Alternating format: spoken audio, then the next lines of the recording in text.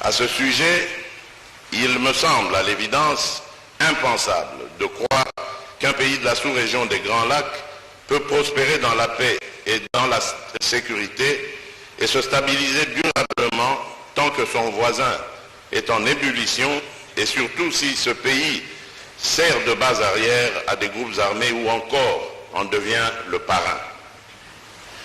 La sagesse africaine nous enseigne que lorsque la case du voisin brûle, on ne peut rester indifférent. On l'assiste pour éteindre le feu au risque d'être soi-même atteint par les flammes. Ni la République démocratique du Congo, ni ses voisins ne redessineront au grand jamais la carte du monde, ce qui par conséquent nous condamne à vivre ensemble pour l'éternité.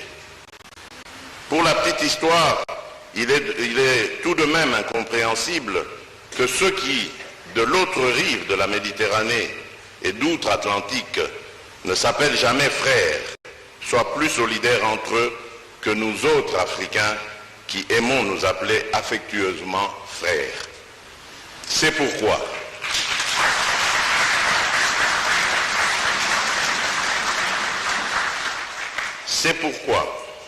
je suis profondément convaincu qu'il est un devoir sacré de chaque État de notre sous-région d'éviter tout acte générateur de tensions et de conflits avec les autres ou, à tout le moins, d'en minimiser le risque. En tout cas, il est irréaliste et improductif, voire suicidaire pour un pays de notre sous-région, de penser qu'il tirerait toujours des dividendes en entretenant des conflits ou des tensions avec ses voisins.